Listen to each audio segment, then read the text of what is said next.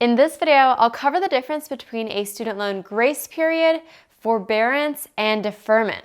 Just a quick introduction, I'm Erika Kullberg. I graduated from law school with over $200,000 of student loans. If you want to know more about my story, you can watch this video.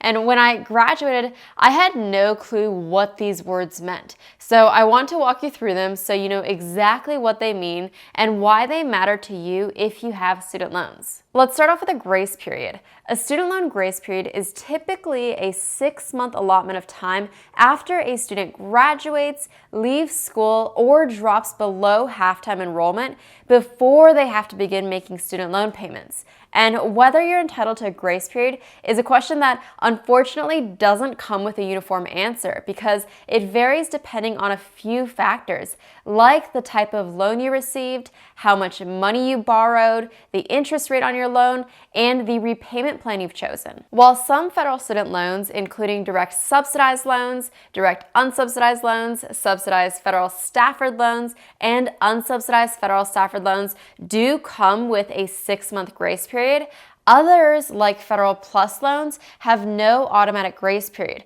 So the best way to find out the length of your grace period, if you do have one, is to review the statements your loan servicer sends. These statements will have the key information you need, like how many months are left in your grace period and when repayment will begin. 2 quick notes about a grace period. 1, for most federal student loan types, interest will be charged during the grace period, even if you aren't making payments on the loan.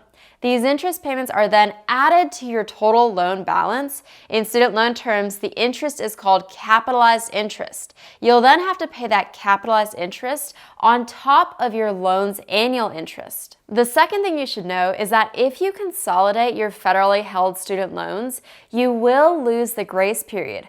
Also, if you refinance your federal student loans, the terms are going to be up to the lender. For example, SoFi will honor the first 6 months of any existing grace period on the loans you refinance, but other lenders may not. Now let's talk about deferment and forbearance for federal student loans. Both are similar to the grace period in that it's a length of time that you're not responsible for a student loan payment. The big difference is the interest. If a loan is in forbearance, the loan payments will be temporarily paused, but interest will continue to accrue during the forbearance period. In deferment, the types of loans on the right may continue to accrue interest, while the types of loans on the left will have the interest subsidized by the government. 2 more important things to note before we dive into specifics. 1, in both cases for forbearance and deferment, most of the time it's not automatic, meaning that you need to contact your loan servicer, submit a request, and provide the documentation they request. Number 2, if you're pursuing federal student loan forgiveness, such as through the Public Service Loan Forgiveness Program, you likely won't make any progress towards your forgiveness while your loans are in deferment or forbearance. So let's take a closer look at what forbearance means. If you qualify, forbearance allows you to temporarily lower or stop making payments on your federal loans for a defined period of time. There are 2 kinds of forbearance, mandatory and general. Mandatory just means the loan servicer is required to grant it to you, and with general, it's up to the loan servicer whether to grant it, and only certain federal student loans are eligible.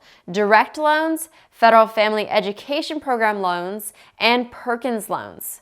And whether it's mandatory or general, the forbearance can only be granted for up to a year at a time. For general forbearance, you can request a general forbearance if you're temporarily unable to make your monthly loan payments because of financial difficulties, medical expenses, change in employment like reduced pay or unemployment, or other reasons that your loan servicer accepts.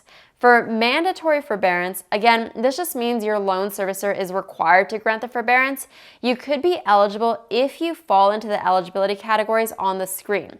If you think you might be eligible and want more details, I'll leave a link in the description to a Department of Education article that discusses each of these in more detail and includes the relevant links for you to request the mandatory forbearance. Now let's talk about deferment. If you qualify, deferment allows you to stop making payments on your federal loans for a defined period of time.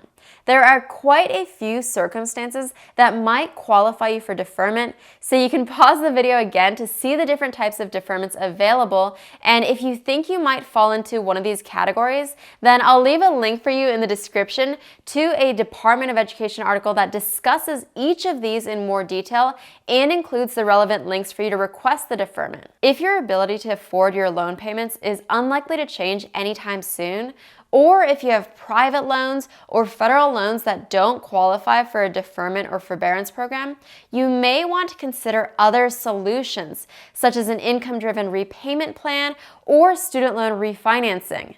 If you have any questions about your student loans or anything we covered in this video, just leave them for us in the comments below, and I'll see you next in this video. And if this video was helpful, please put a thumbs up on it, and I hope you have a great day.